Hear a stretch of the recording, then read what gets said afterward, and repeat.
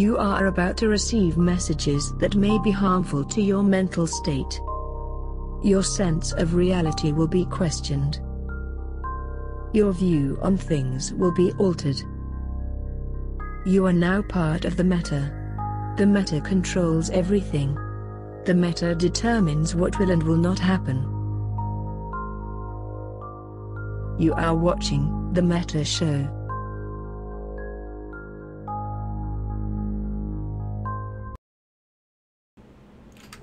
And we're live. Yes! I did all the buttons right! Yay! You did all of the buttons right. Congratulations. Yeah, thanks. Okay, and then finally, things take a little bit to fill in there, but that's Stream Elements. That isn't Boat. He gets credit for pressing all the buttons. I watched him press the buttons. Very good. We've got a pretty interesting show here today. First of all, I want to apologize to everybody who was expecting me to not be wearing an undershirt like last week, because it has gotten back to being sort of weirdly cold and rainy here in Wisconsin. So there's no accidental mitten striptease this week. But here we are, and we have a fascinating guest. We've never had Capku on the show before, and I'm delighted to hear about this. He's going to be talking about what has been going on with the fall of the drone regions, and what part his alliance has played in that, and give us sort of a first-person view of it.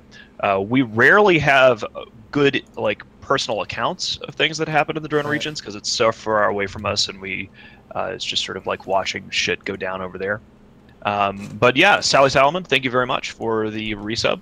And yeah, so here we are. It's interesting because it's also a mysterious group of people, and we get to have a first-hand account of them because we went from one day the drones being nice and quiet to, oh god, there's 60 Supers and 40 Titans roaming around the drones and murdering everything from Fortizars. So I'm really excited to hear about all this. Sweet. So let's see what else we're going to go over today. We have, so top story is going to be Capku and talking about everything that's happened with all the Keepstars that have been destroying. The Nullsec Power Hour, we're going to be pointing and laughing at Pandemic Legion, who has now had 2 separate Keepstar cloning bay incidents, destroying vast amounts of clones. They've had some very interesting things happen, and it's been kind of hilarious, so we're going to go into detail about that. And then we also have a very surprise guest at the very end. But we're going to leave that surprise at the very end. And we'll be talking about the test deployment and the upcoming test versus PL Proby throwdown. But yeah, let's get stuck in here so we can hand things over to Capku and talk about all this crazy drone region shit. Oh, wrong button. There you go, I fucked it up. I have all these fancy Maker 67 and Trigger Mechanism. Thank you guys. Alright, so Capku, introduce yourself. Tell us who you are. Tell us all about you. Hey, I'm Capku. I'm one of the 2 leaders of Skill Yourself, the other being Barra, or Lork as he's known. It's been like about a year since we started Skill Yourself. Some of you might know of us from Pizza or maybe Pray Hard, Play Harder, which was where Zero Fun were before, like the major corp in the start of Skill Yourself.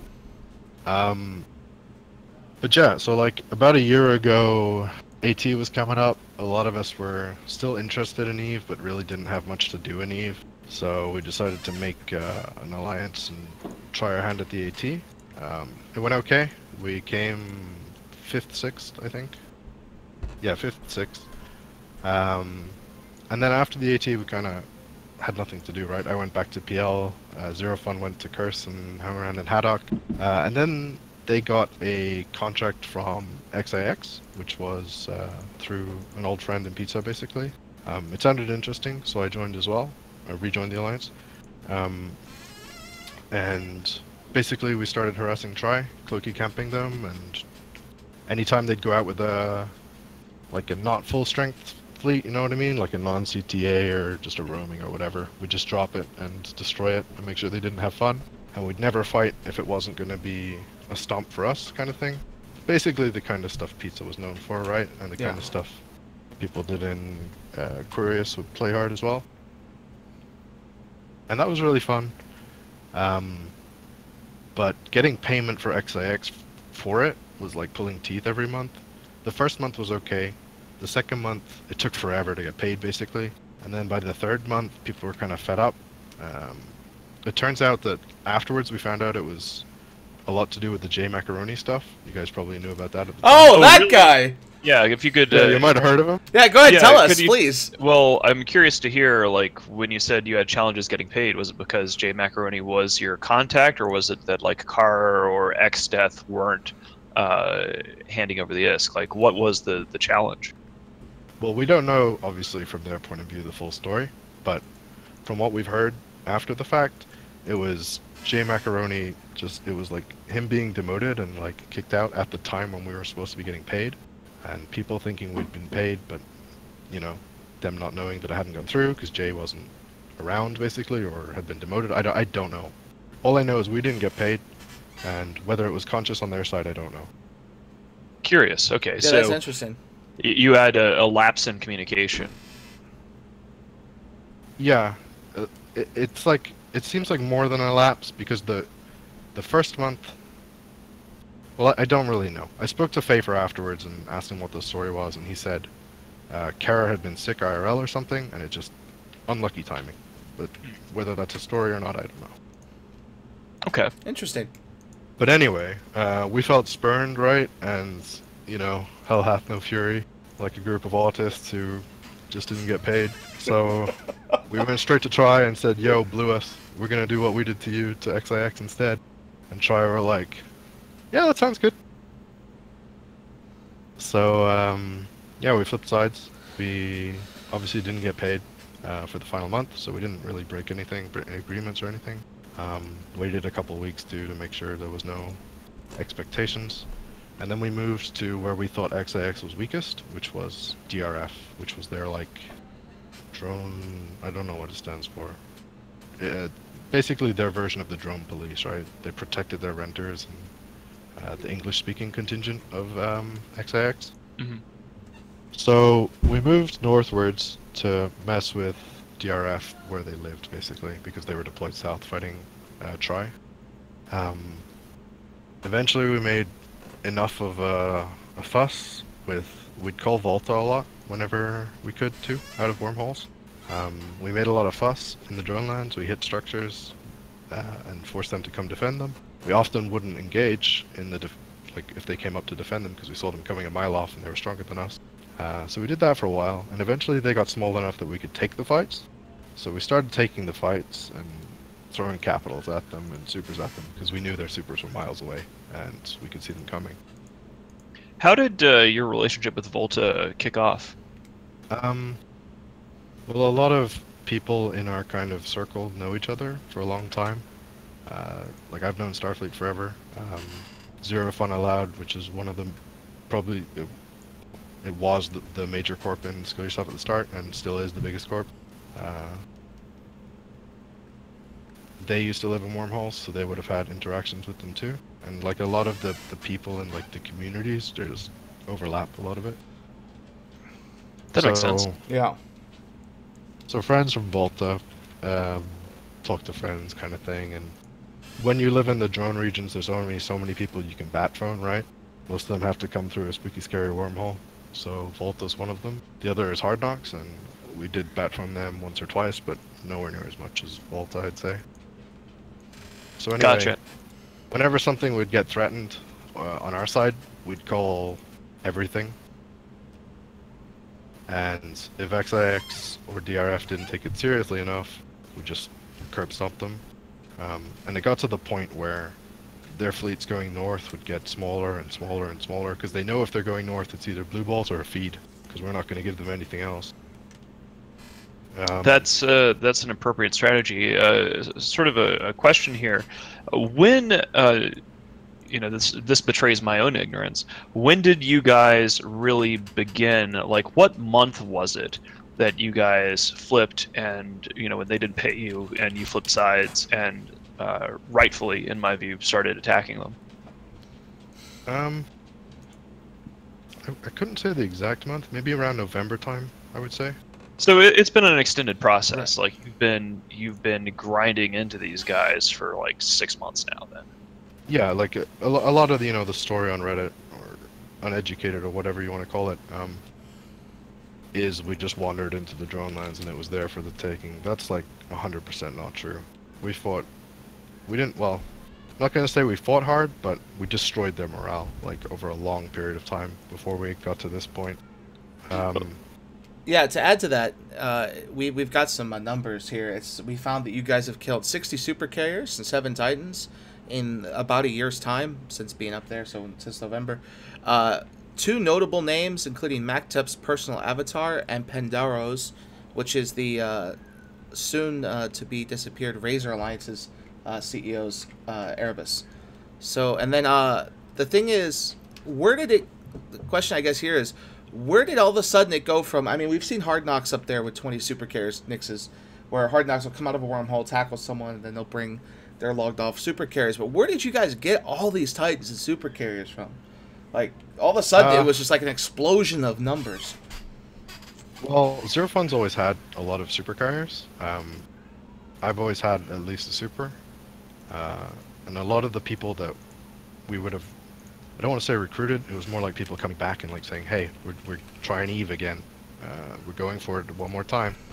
All these people who come back, you know, they're not poor, right? And supers are cheaper than they've ever been. Supers are 14 bill, you know? Like, that's nothing. That's so easy to get.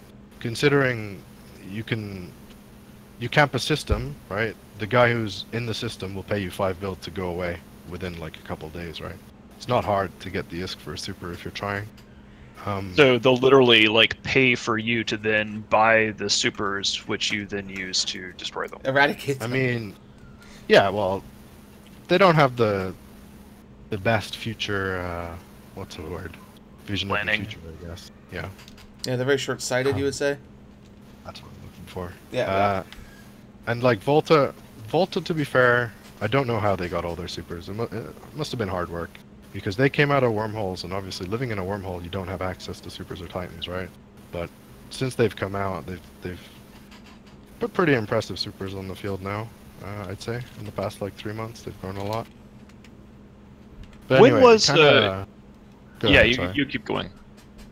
All right, so I kind of skipped ahead a bit Oh, because it's my fault.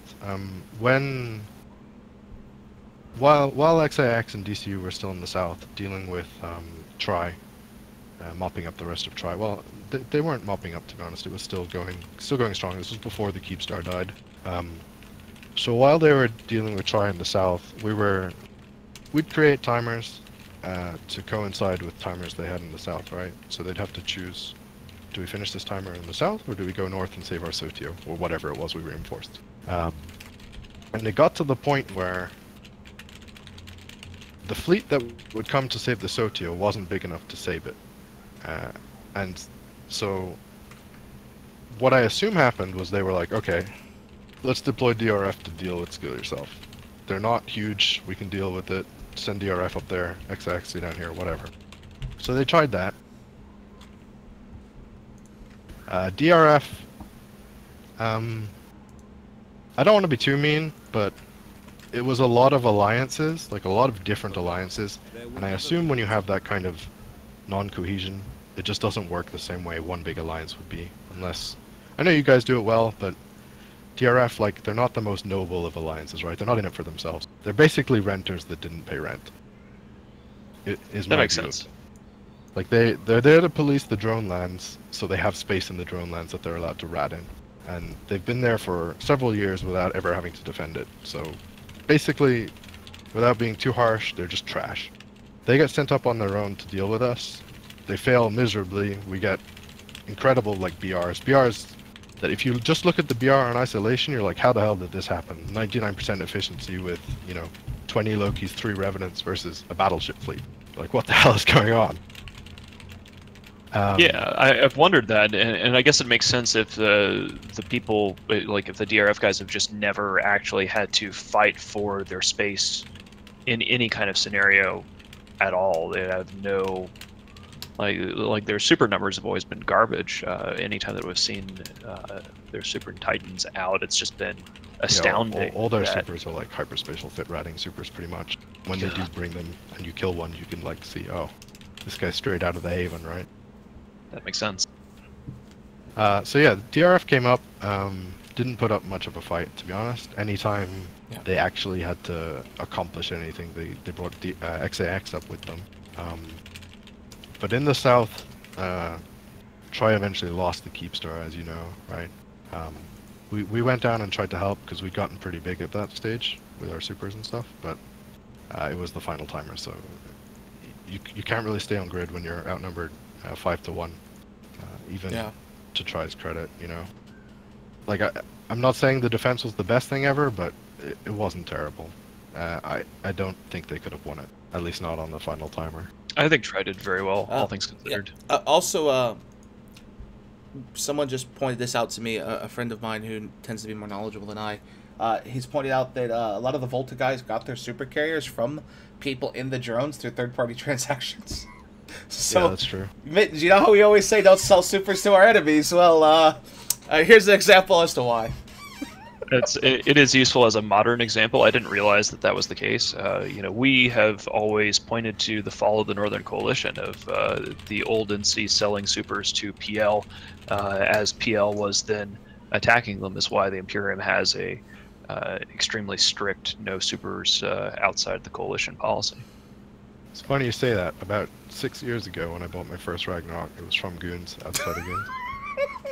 It makes sense. We didn't have the policy 6 years ago, so yeah. Oh, Yeah. okay, fair enough. Yeah. No, that was only after 6 years ago, 2012.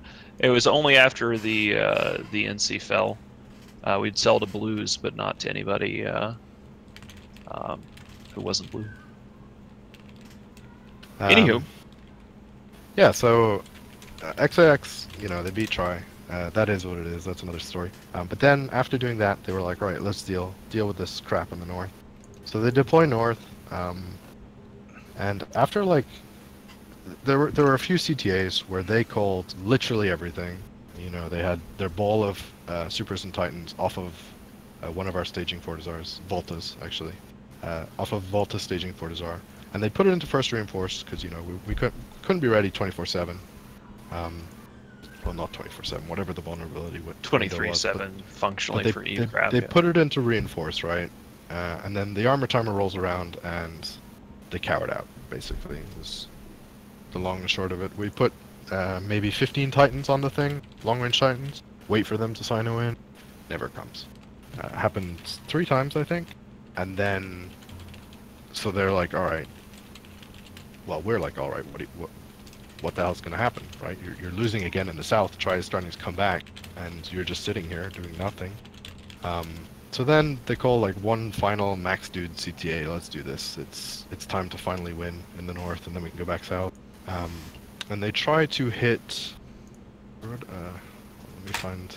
Yeah, they tried to hit the 3 Fortizars we had in the drones at the same time on the same day, with 3 different fleets, with like 700 dudes. We defended 1 with our supers, 1 with a rogue fleet, and 1 with our titans.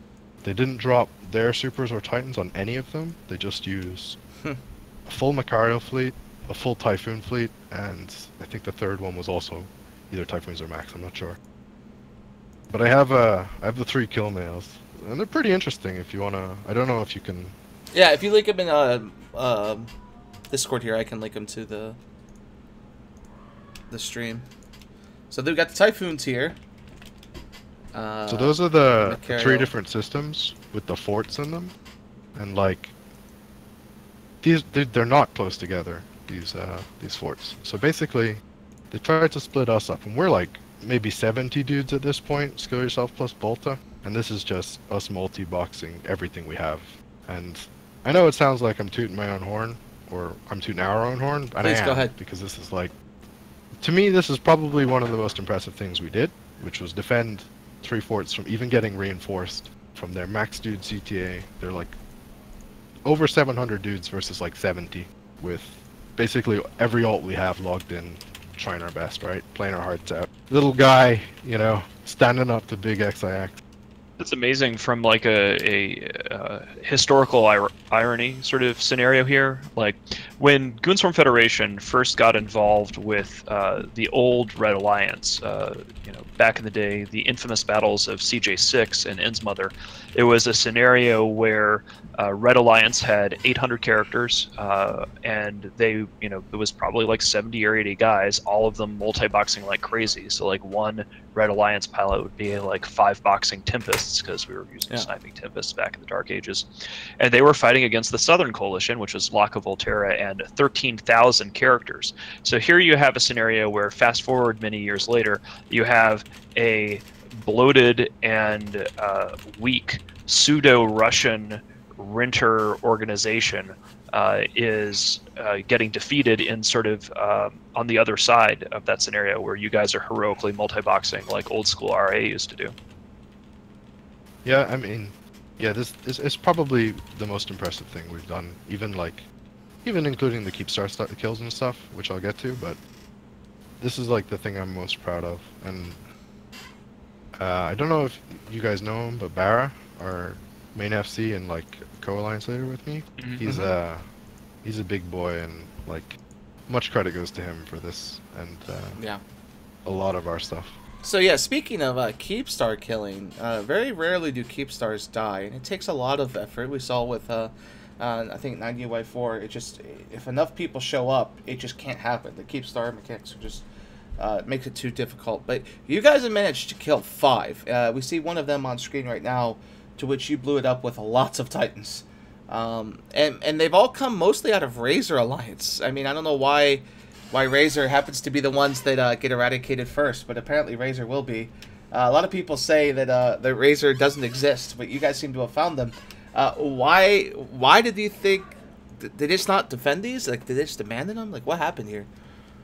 Yeah, so after the big, like, 3-fort failure, or whatever you want to call it, XX went back south with everything. They realized we have more supers than them now, because people have stopped logging in. We have not equivalent subcaps, but if we only do subcaps, we can have close to equivalent. If we're doing supers, obviously, we won't have anywhere near, because most people use multiple accounts, and they can't do all of that. But yeah, our super and Titan numbers become better than theirs, is the short story. So they run away. Once they've run away, GCU cannot do anything, because if the supers aren't in the north, and we can use our supers and Titans with impunity, then there's just nothing they can do. You can't defend a Keepstar, or maybe not a Keepstar, you could probably defend a Keepstar, but you can't defend Sotios, you can't defend Fortizars, you can't have any fleets if somebody has absolute Titan and superiority and they're not afraid of anything. Because at this point, we have a deal with NC where we're not attacking any of bot, we're blue to bot, and that kind of takes NC out of the picture in terms of drone lands in general, for us at least. Like, NC's happy because, they're making money with bot, we're not harassing bot, they get more members because we're killing their direct competition, and we're happy because, well, number one, we're getting paid, and number two, NC's no longer part of our worries, basically. So when did that deal take place? Late February, middle of February, yeah. And it lasted, they made that deal before the 3 Fortizar defense? Correct, yeah. Okay. Please continue. If we hadn't made the deal, I don't know if we would have been as successful, because, we would have constantly been looking over our shoulder at NC. Makes sense. Yeah, it's an interesting thing. It obviously took away a lot of content for us at the same time, so well, you have to justify it in the long term, as in. It's interesting that you guys had an agreement with NC, because up until NC deployed the Gehi recently, a lot of us saw the NC big redeployment as they're going to go save the drone lands. They're going to take all their supers and Titans. They're going to brawl with your supers and Titans. And then you see a situation where, maybe the drone lands survive, and then NC up and deploys the Gehi. We hear about this agreement with Botlord, and then the drones within a day are going, nah, we're leaving the drones. That's it, we're gone. So, well, from their point of view, if they came to the drone lands, we would just retreat into the walls again, Yeah. And then once they left, we'd come back out of the walls. right? So sort of a if held I'm under MC, the wall thing. I'm not gonna be like, let's go have no fun in the region that we are blue to. Then I wouldn't do that if I was them either, to be honest. Yeah. I have a question here that has come up a bunch of times, especially in this context. We use, the DRF and the DCU are different things. Can you explain to everybody what the DRF is versus what the DCU is? Nope. I have absolutely no idea. As far as I'm aware, I mean, I know this. As far as I'm aware, the DCU were a group of like PL and P Horde FCs that tried to make like their own rental alliance and have fun in the drones, right, and make money and have fun, and they could like get away from the politics of 0-0 by going and doing their own alliance, right? We saw a lot of very notable names from the old War in the North that were in that group. But the thing is a lot of... Oh, you mean like Pfeiffer and Manny in them? Right, Manny, Pfeiffer. We saw a bunch of notable P Horde FCs like William Crane. A bunch of guys were in there with alts, and they would call for ops for DCU. But the thing that was interesting about it is while they were part of the drones, nobody in the drones trusted them. It felt like it was two separate entities almost. Anyone I talked to, even Death himself, just kind of was wary that these guys were like a group that was going to come in to try and kill the drones. Yeah, I kind of feel for Pfeiffer a little bit in that regard. It feels like he kind of got hung out to dry by XX. But again, I don't know the full story, so I don't want to. Yeah. I don't want to like flame anyone, right? But to us, it seemed like the DRF they were just shit. Like they were just an entity that was supposed to protect the drone lands but couldn't even protect themselves, kind of thing. I like to That think makes of it sense. like maybe the Soviet Union near the 1980s, right? They look like this big, giant, scary thing, but they're just a shell. They're a husk of what they really were. And that's how I think... Well, they were of the drone are. huge, you're right. Right. Yeah, they were absolutely huge, but it wasn't like one entity, you know? It was like a bunch of little shitters rolled up into one big dung heap. I've been asked to link this by Jay Amaziness here, our wonderful producer, and this is images of Brothers of Tangra and Shadow of X-Death, and you'll notice the renter numbers for Shadow of X-Death in this ongoing campaign plummets from almost 7K down to under 2K in the time that you guys have been active. But Bot has been staying steady. Brothers of Tangra, they've gone up actually almost 2K people since this started. So you can kind of see a situation where money talks. Like, they bought you guys off, set you blue. Shadow of X-Death didn't. Is that what you guys noticed? That just like it seems like renters don't go anywhere. They kind of just stay and they just become new leaders. Are you guys planning to rent yourself? Yeah. I mean, we already are, and you can contact Warpout in game, WORPOUT, and you will be set up nice, like the greatest land in the world. You're blue to skill yourself. You're blue to Hard Knocks. You're blue to Bot. Come on out. You're blue to Volta. Wow, I would rent if I was a renter. That's where I'd go. Yeah, but yeah, that makes sense. Renters don't move, right? They already have all their garbage. They don't want to move, so they just whoever's the new landlord, whose I wallet want they're gonna to use get back to the Sorry. sort of historical sequence here because so thank you for answering those questions. And the reason I'm drilling into this so much is like for us, a lot of these happenings have been obscured. So I want to roll back in time here for a bit. You guys make a deal with NC Dot, so they're off the table. You do this frankly amazing, like 70 dudes with 3 Fortizars in 3 different areas defending against a massive form up while multi-boxing like heroes. Like that is an epic thing. I haven't heard of something like that in a long ass time. And then at some point, after this 3 Fortizar battle, there is we're getting close to a tipping point here where suddenly you guys have super cap superiority. The bad guys in the DRF aren't really doing anything, and something happens, and suddenly the rest of the galaxy starts taking notice because you guys get to a point where you're starting to nuke Keepstar. So if you can sort of take us to the bit where you got the super cap superiority, NC is off the table, and go from there. Okay, so basically at this point XIX has lost the will to fight us. They don't want to admit it yet, and they don't want to tell their renters that it's over yet, so they just quietly move back south and say, we're going to regroup south, we're going to finish off Tri, which at this point I still don't think they've done. There's still 4 Dazars alive in Innsmother because of the speed in which they came north after killing the Keepstar. So they go back south. DRF is still, like, DRF leadership is like, what the hell's happening? Like, XIX, are you going to defend our space? Because DRF obviously has no space in the south. All their space is in drones. So DRF is basically entirely left out to dry by XIX. We kill, I think, a Sotio or two, and at this point, DRF is just DRF. I shouldn't say DRF. I'm talking about DCU. I think. Like I said, The I mix them renters. up all the time. I don't. It's just a pile of renters to us. You're fine. The group the English-speaking group of XIX that is supposed to defend the north is losing all their space. Well, not their space yet. We haven't attacked any south, but all their structures to us. They lose multiple Titans in build, stuff like that. And basically, they announced that the DRF's over. DCU, sorry. DCU is over. We're disbanding. We're done. So the DCU has 5 Keepstars, excuse me. So we say, okay, who's going to defend these Keepstars? Because they just disbanded. Like, what are they going to do? It turns out nobody's going to defend them. So we kill 4 of them, and we get 1 given to us by the 5th entity, in exchange for letting them unanchor the rest of their garbage and leave.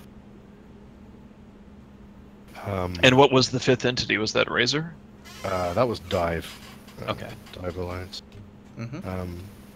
Whoever the fuck that is. They're all right dudes. Like, giving away Keepstar, it sounds like you've lost a lot, but as you can see by the other ones, it was going to die anyway, and they got out, you know, with all their other stuff. So to them, it's not too bad. Obviously, to us, it seems like a steal getting a free Keepstar, but Oh hell yeah. I can see why they did it.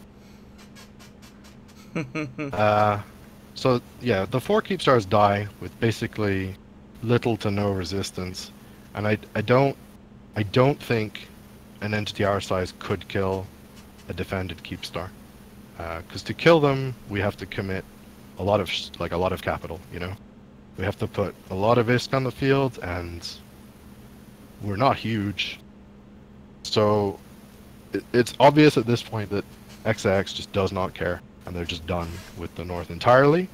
So we started flipping all this off and made a renter alliance. We just told the people who currently live there, you're paying us now. That makes a lot of sense. Are you seeing in the activity up there, and this is going to be a segue to a later segment in the show, where we talk about a little bit of economic stuff, but into the renter areas there, are you seeing much moon mining activity, or is it primarily people just ratting to make money? I think it's 90% ratting. I think moon mining in general is totally dead. That's exactly what I wanted to hear, which is why I'm biased. Like, you know, the thing about moon mining is, I mean, I could talk about this for hours if you'd like, but basically, in the past, moons would be the reward for the content creator. It was passive income that you as a content creator went and seeked out, and you'd bump into other content creators also seeking out these valuable things that passively generated you income. Now, they're the reward for the man who pushes F1. The man who pushes F1 does not go out and conquer moons. So, basically nobody cares about them. They just sit there. God, that's beautiful. That's music to my fucking ears. And I think a solution would be a rig that makes no rocks spawn, but you get a percentage of the rocks that would have spawned in the hole, like in the thingy. But I mean, or you know, people could actually, you know, do some work and mine their own space. Yeah, exactly. or some kind of tower, right, with a force field around it. All right, so excellent. What's next for you guys? I mean, you've been at it for 6 months? Is it time for you guys to sort of chill out, and lean back and enjoy your new Renter Empire, or you know, what's next for Skill Yourself? Well, currently, we killed another Keepstar after that, which was Solar's. We were expecting some kind of resistance from Solar, but they folded like faster than even DCU did. Like it took 4 days from us moving to our new staging to killing their Keepstar and having to find a new staging because we'd already won. Like, it was ridiculous. MacTep tried to jump his Titan out like 3 hours before the Keepstar or something, and we caught him and killed him. Like, it's just the fastest fold of any alliance I have ever seen. Yeah. And we'd all been told, you know, Solar's the big bad. They're strong. They're not like DCU. They're not like XIX. They'll defend their space. It's been incredible, like in a bad way. I didn't want this to happen. I wanted some kind of content out of them, but no, we're just gonna keep winning, like hardcore. Do you have any as idea for- where these guys are going to go next? Like, so the DRF collapses, Solar is fucked, Legion of Death is fucked. Do you have any intel as to where they're going to try to set up shop next? Well, Legion of Death still has Innsmother, and they're still fighting Tri and Innsmother, and I don't think they're losing. I think it's pretty even down there. Whether that stays the case when we finish cleaning up Solar, I don't know. We might go finish the job, as it were. And after that, I don't know where they'll go. I don't know how an entity can lose so much and stay together. I know every single time we have a BR that's even, let's say, 60% efficiency, half the alliance considers quitting. So, one question here before we get ready to go on to our next topic. Someone has asked, how much is NC paying, if you can disclose? Like, how much is bot paying to keep you off them? Well, we've stopped that deal now because we have the renter space right next to bot, Right. so it didn't really make sense for us to keep paying NC, or sorry, them to keep paying us. So how Because, much? How much was it though? That's the question. I don't think I can say. I don't think that'd be fair. Aww, we want Well, to we know. wouldn't want to be done. Well, to be fair to Capcom, I it know. is important to have confidentiality if he wants to make another deal with other entities. Like, we Yeah, wouldn't like I- want him to... I just gotta know how much he our costs, man. value. I'm just trying to price it out for my own if, thing, you if, know. if something's, you know, said in a private message, I generally try not to. Good. on the I'll open private channel. message you. Branch looks like a Okay, great. dude. Tina looks like a great place to murder. But anyway, so like currently they're not paying us because Yeah. we both have vested interest in the drones because we both have renters, so there's no reason for them to pay us. Are you guys still doing mercenary work? Like, purely hypothetically, if we wanted to abruptly hire you to go do the same thing to Guardians of the Galaxy that you were doing in the drone regions, would that be Yeah, that's where I was interesting to going with this. I mean, it would be a closed doors kind of thing, you know? Yes. you? That's good to know. Fire All skill right. yourself to hit Branch. Great idea, mean, Jay. Okay. We don't, like, as I said at the very start when we flipped, like, we don't have any long-term loyalties to basically anyone. Anyone who, the one thing we do have is long-term slights. Like, we have this big book of grudges. You know the dwarves in Warhammer? The guy who runs Yeah, around yeah, in the book? yeah, Yep. yeah. We're Yeah, so very we have one similar. of those that we drag around everywhere, and he writes down the name of every single person who's ever said anything negative about us. That's fantastic. I remember our great work we did with pizza when we were down in, I think, Delve that one time. I think you remember this, Mittens. We worked so well with them, and they're great guys to work with, right? Right? Yeah. Yeah. See what I'm trying to do here? I don't know. I don't know how serious you guys are being, right? But to this day, whenever anyone says anything about goons, I just spam our alliance with goons #1. Because I remember, right? I'm being serious. I That's how- remember the good old days, okay? I remember pizza. Look, I remember because I like bombing, and well, pizza likes bombing. So, but we need to move on to the Nullsec Power Hour, and you can join us on this one because this is going to be glorious. We're going to discuss how losing a Oracle can lead to hilarity on a massive Good scale. drama this week in Eve. And then we do also have a special guest that we need to bring on in just a few minutes. We got time for that. So. But right away, big news of the week this week. Guy loses Ratting Oracle to, or Mining Oracle, not Ratting, wow, Mining Oracle, to, I believe, Bomber's Bar. Now, Bomber's Bar occasionally get the Ratting Oracle kill. They do it in Goon Space, they do it everywhere. They just come out of a wormhole, you don't see them coming. 70 bombers can do a lot of damage. This guy dies. Okay. Well, when this guy dies, it's by the name of Me, of course. You know, he mining and Tino. It doesn't really scream like it's a big deal. It's 10 billion ISK, you know, no big deal. The guy lost his Oracle, who cares? But when he loses it, Sniggerly CEO Headliner gets a little upset and goes on a tirade, bringing up all of this guy's previous losses and how he ruined their kill board and just fucking crushes Me, of course, on open comms, as PL normally does when they want to be toxic, right?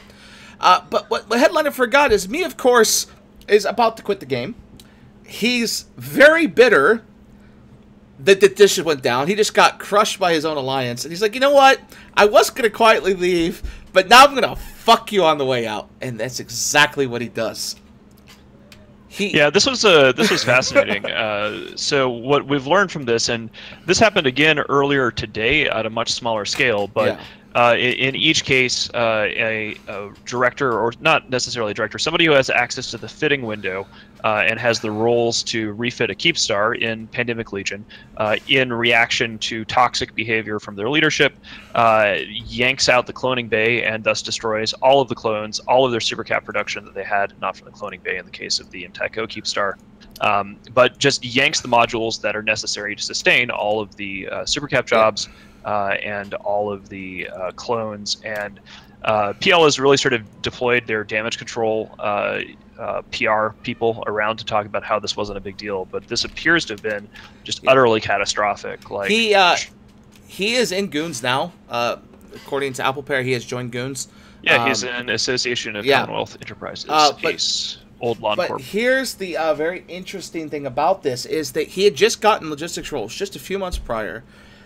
He was going to quietly quit the game. Like, he was just bored with the game. And the thing about this is PL tried to downplay it when it went public. I believe reports came in from people that were in Pandemic Horde, some old friends of mine that are now in Test, who were in PL, and they all share friendships that this was really big. And we got reports that it was just 2 Titans and 5 Supers, but from internally, a friend of mine that's in Test now PM'd me and said the exact quote from Elise is, "Who needs to log in for B-R when our Sotillo could just get turned off and B-R happens anyways?" And he also took a screenshot of all of the clones, and it was almost 3,000 clones, I believe was the final number, that were just shut off. And even if a third of those are big implants, that's expensive. K-Color, one of our great number man, did the math. It's about a trillion-esque vaporized in a few moments.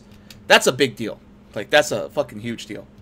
What's 2,000 clones. This sort of is an amusing segue into the other big bit of news. Does involve PL as well. Legacy Coalition, which includes Test and all of their friends, have, I believe today they had a State of the Coalition, but they made their move yesterday. PL, of course, has taken over all of the Providence stations, I think with the assumption that they would be able to capture all the stations when the June 5th Citadel changeover happens. Yeah. And instead, Test hit hard in Pravi, reinforced a whole bunch of stuff, and also sieged PL's main Fortizar there. And this was a very interesting data point. PL's defense against the attacking Legacy Coalition forces, which were more than 500 pilots, was a claw fleet of like 90 dudes in subcaps. And their Reddit thread, Villy posted an hour ago, the Reddit thread, he made a public announcement that they are going to liberate the stations. Internally, PL had planned on taking these stations because we thought it was kind of strange. About a month before the announcement came of when these stations would be able to be turned into like rewards, I guess, PL starts hitting the Providence and starts to wipe out Providence. I mean, they're doing a really good job of it. They're doing it very seriously. They had NC helping them, and nobody could figure out why. Then the announcement came from CCP, which makes you wonder who on the inside knew about this. But the announcement comes from CCP that if you're the guy who owns these stations, the moment that they become faction citadels, a monument is put where those stations are that will forever have the name of the owner on it. So right away we knew it was all about these forever monuments that were never going to go away. They're going to have PL's name plastered all over Providence. But Test goes, well, if PL thinks they could do it, why can't we? And now Test is going to go and clear this shit out. And on Reddit right now, it's a comical shitstorm of PL going, wow, big deployment, Test, going so far away from your home, man. You hyped this up as a big deployment. So they sound a little bitter that Test is doing this. It's curious to see what's going to happen. I want to bring Capku in on this. You know, sort of we spent the first section of the show talking about how Solar and Legion of Death appeared to be much stronger than they actually were. Now PL is having form of trouble against Test of all people. Have you been paying attention to what's happening in Provi, and what do you think is going on with PL's level of capability? Well, full disclosure, I was in PL for like 2 years, so I'm not gonna like talk shit on them or anything, but I know that they recruited Ragnar and his corp, right? The culture, the main corp in the culture, and I know that they love Entosis. I also know Test is fucking huge, so they're probably going to lose their 4 Desires. Yeah, it's gonna be interesting. But I also think that Test are gonna lose a lot of Entosis ships, and I don't know how long they're going to like stamina it out for, you know? Like, you can always drop another 4 Desire. Can you keep the morale of your alliance up to flip all those stations? Well, why, after the changes to how Entosis works, I mean, what's to stop Test from just using fax hackers? Yeah, that's the point. But I would assume PL could kill a fax, no? With Well, no, not even. supers? Well, no, not fax hackers. They could just literally use battleships and remote rep them, because you can remote rep your hackers. Like, Yeah. PL's not gonna. I don't. Yeah, I agree with you. It's up to momentum. Test are absolutely going to. Okay, win. according to Villy, they flipped 40 stations in Faith when a renter didn't pay their bill, and they did it in a week. And they have no. They love solve hacking. uncontested. Obviously. Yeah, It's I not too just. bad, but I'm curious, and maybe you can comment on this because you were in PL a long time. Unless more entities come down to help PL, because PL's been fighting this little, I guess, mini war from Curse with Test for a long time, and Test has been dropping supers and titans and just hammering PL. We've seen Dread Bomb after Dread Bomb fail. Can PL do this alone, or are they going to have to call in the friends in order to keep these stations? well, subcap wise, certainly not. Like they can't compete with Test. Subcap wise, no way, no how. And I don't think they have their supers down, do they? They're all in the No, mix, that's the question. Is do you think does PL care enough about this, based on what the way they're responding to it, to bring down their supers and really turn this into a we want to win this? I would assume no, but I don't know. Okay, that's reasonable. I want to say a couple things here real quick. So we are in subscribers only mode, so Cool Kids only. Thanks for supporting the channel. We appreciate that. We do that at the end of every meta show for the last 15 minutes. We try to take questions. We are going to move on to our last segment. Besides pointing and laughing at PL, I do wish Test the very best of luck on their campaign. Yeah. And we are going to... Boat Boat has arranged guest. a special guest. Yeah, we're waiting on him to pop in here. He should be popping in any moment. Hopefully he's here to say something. But I have brought us the grand. Here he is. Yeah, I just dragged him in. Hopefully he's at his keyboard because it's his time. The Grand Nagus is here, and he's here to talk about the monthly economic report. Came out this week. Let me see if I can find where I put the links. I just had him just a second ago. Hopefully Mr. Grand Nagus is here. But Aerith was not here for doing the monthly economic report like Aerith normally would be. So hopefully he says something here in the next great minutes. I don't see him yet. I just pinged him. We have a special guest who might not actually be here. He better be here. I've been hyping him up. Whole gimmick set up. Does that mean I'm not a special guest? No, You're a special You're guest. the prime guest. All right. You're not the surprise guest. You're the special guest. Okay, He's I see how it he's is. supposed to be a surprise, but I don't know where the hell he went. Do require presence, but Yeah. we can go back to Well, making fun of PL. we can talk about this though until he does get here. So I want to link this, and this is a big deal. So for months and months, when this monthly economic report started, Declan and Branch were number 2 and 3. Like they were there along with Delve as the premier place to make money. Right? They were up at the top. But if you notice, if you find Declan somewhere on this, I believe Declan has fallen to 10th in mining and is 9th in ratting now, which to me is drastic decreases in productivity for a region. To go from making... I'm sure that this is just further evidence that the Imperium Citizen squads are failing at the gates of Castle Guardians of the Galaxy. and Yeah. that everything is just fine here.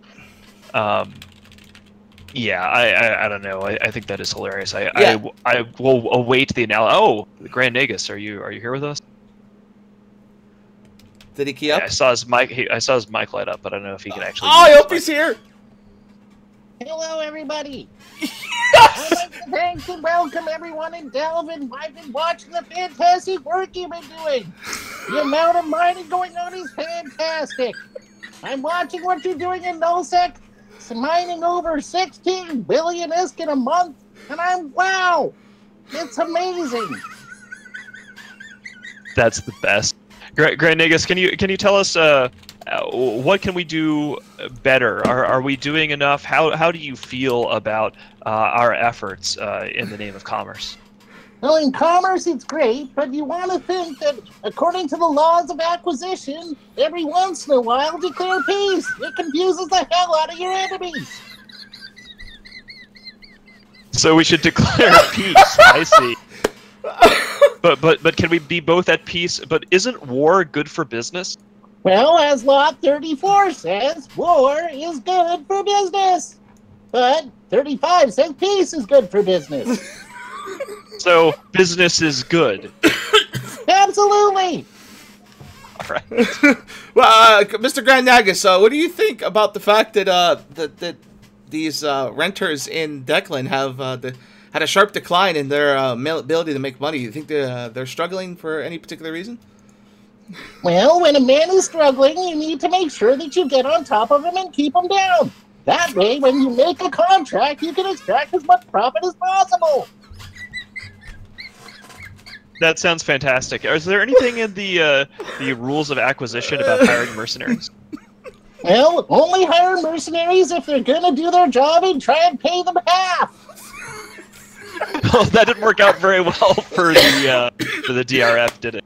Or Carthage, whoever that is, but I don't know. But anyways, I do need to get going. You guys are doing a great job. Excellent. Well, thank you very much for gracing us with your presence, Grand Nagus. That's fantastic. Oh. Okay, that happened. I love that, man. First Fred Flintstone, and now maybe we'll have the Grand Nagus back as a special guest, a surprise guest, I should say, on future meta shows. So, I want to thank him for. We have reached a point where our monthly economic reports are so special and so effective that even the Ferengi approve of them. yeah, that is amazing. So for those that don't know, that's just we've been trying to do that for a while now, and we finally got an opportunity to have that happen. So that's a good friend of mine who does a great voice impression of that. But the thing is when you look at this, you're seeing a situation where PL has to pick. So for those that don't know, PL and NC Dot have all of their supers and titans just one jump away from darkness in the north. Apparently, Six and squads are so powerful and devastating that they had to call in the supers and titans of PL and NC. Just recently, there was a fight at Downtime, which I do not have the link for, where we proceeded to kill a Fortizar in the face of darkness and supers and titans. And when NC was asked to comment on this, the NC FC at the time, I won't mention his name, his exact words were, well, we didn't really plan on dropping in to save the thing. We didn't really care about their structure. All we cared about was the dreads that you might have dropped on darkness, and since you didn't drop dreads, we weren't going to drop in. NC literally waited till 2% structure on this final timer to come in. The Hurricane fleet that they went up there from our wonderful Australians killed the structure and then got out with minimal losses, and it was. I want to ask Capku about this because he, having been in PL, wasn't going to talk shit about PL. And I actually don't need you to talk shit. I'm curious about your analysis of everything that was happening in the Galactic Northwest with Guardians of the Galaxy and Darkness's capacity. Ever since Pandemic Horde shook things up strategically by moving to Geminate, what's your take on the capacity of GOTG? I thought they were stronger than the BRs I've seen suggest. Would be one thing I can say for sure. Like, numbers-wise, they seem much smaller than I thought they were. Competency-wise, certainly lower than what I know they can do. Like, we've worked with GOTG once or twice, notably when they attacked the drone regions, and we were still, like, when we were starting to attack. You remember they tried to deploy a Keepstar into MTO and it got destroyed. So we did a little bit of work with them, and they didn't seem as incompetent as the BRs suggest they are. But again, you can only read BRs one way, right? It doesn't look good. Yeah, that is definitely not the kind of thing that you can fake. Speaking of things that you can't fake, which is a shitty segue, but I'm going to do it anyway. Yeah. We are going to be having the final round of the Imperium Fleet Commander Tournament for this month. Is going to be on immediately after the meta show. So when we bring off here in a couple of minutes, we're going to go right back to the tournament. And I want to give a shout out to all of the FCs, as well as all of the crew that helped produce it, Jay and Asher and the boys, and all of our line members who are joining these FC's fleets. It's a great way for us to train the guys and just have a shitload of fun. So mad props and a big shout out to everyone who has been participating in the tournament. I don't know. It's going to be interesting. So the reason I was bringing up the Supers and Titans from NCPL is that they've got their Supers and Titans deployed in a situation where they're helping GOTG, but now you have NC who's deployed in Gehi. Does NC stop their work in Aquarius to go help PL in CVA space? Because that's a pretty hefty trek. It's about 20 jumps to 25 jumps minimum to get over there to assist PL, right, from Gehi. Do they stay in Gehi or do they deploy? Like, we'll have to see what happens there. I'm really interested. Well, the thing about Provi, right, is it has no seeded stations. Correct me if I'm wrong. There's no NPC. Seeded, yeah. Sorry, not NPC. Seeded, like null. Like, you know, the Correct, stations. as in They were player built. Yeah, like they were all player built. Yeah, yeah. Conquerables, right? Right. The original Yeah, there's no Conquerables. conquerables. The seeded ones are the ones that get turned into the monuments. So if I was PL, I would go after some of those. No. You would There's none in think. Provi at all. You would think that, but according to PL, is they wanted to capture all the stations because when they get turned into citadels, they can grab them, pull them out of CVA space, and take them home. Yeah. Yeah. I get that, but I don't know. Like, I don't know why there's such a big fuss over those stations in particular. I know there's a lot of density there. I don't know, but they're not seeded, right? So I mean, I think it's a matter of tiers. I mean, Provi freaks out whenever anybody looks at them crosswise, so it would make sense for PL to initially go, "Oh, Provi, we're going to take your shit," because it will result in crying, and also PL can beat up Provi relatively easily, right? We PL, had a guest Provi can't talk fight about back. this. We had a guest talk about this just last week or the week before, where he said that PL. I think it was Villy last week, where he said PL has to pick on a group, and they're running out of people to pick on. Right? They're running out of people that they can go after, and CVA was one of them. And it's an interesting situation because we've talked about this for about a year now since they announced these stations could be taken. You take all the stations out of CVA space, and that place goes dead. Because as you said, there's no conquerables there. There's no NPC space. There's no flags. So that becomes a ghost town. Well, Pretty fucking hard. And stuff like that. Right, but you'd have to get them up, right? Like, if you have a bunch of low-sec people waiting to prey on you when you're trying to live in that space, unless you put a lot of infrastructure in there, it's very dangerous. Like, your stuff could be locked away for 3 weeks. There's nowhere really to safely put it anymore with CVA. And this leads me to a question is, CCP made a point of saying this, and this is something that's very frustrating for me. They won't remove NPC Zero stations, so they won't remove the Delve ones, right? That's good. We like them. Right. They want to keep those. Well, I personally don't, and here's why. Because it makes it so an enemy could live in a station like that, base out of it, and do whatever they want. You can't really assail them. You can't stop them. You can't shut down the cloning. You can't shut down repair facilities. They can just live out of it, right? Whereas if you look at Provi, when this change goes into effect, all of Provi vanishes. If the groups want it to, it becomes a zero station region, and it's going to be one of the only ones in the game that's like that. all of Dronelands is like that. Yeah, but with the drones, it's harder to get to, right? In a row with no NPCs. Right, but isn't it harder to get to the drones? I mean, think about it. It's like, what, 5, Yeah, 6, that's 7 true. Sinos? Whereas this is right out of low sec. Well, I mean, the fact that it's Probably right out of space LoSec means also. it's easier to repopulate it. I mean, Yeah, people aren't I don't gonna know, it's a- stop putting down Astrohuses or things. But Peel put their dick on the table here, right? Like, they committed to doing this, and now if it is undone, they get another hit to their pride and their identity of being the people who don't make mistakes and don't Right. fail. However, speaking of making mistakes and failing and thus learning and being comfortable with learning from failure and not having your ego tied into being flawless, we're going to head things over to the FC tournament and Yep. watch our guys make mistakes and learn stuff and be awesome because they're not afraid to screw up and learn. Yeah. 'Cause Bye. we're not PL. So thanks a lot to Capcu, and thanks everybody else Yes. for coming. Thank you And both, Grand Nagus. and thank you Grand Nagus, and we will see you all next week. Yep. See you guys. Thank you. You are about to receive messages that may be harmful to your mental state. Your sense of reality will be questioned. Your view on things will be altered. You are now part of the meta. The meta controls everything. The meta determines what will and will not happen. You are watching The Meta Show.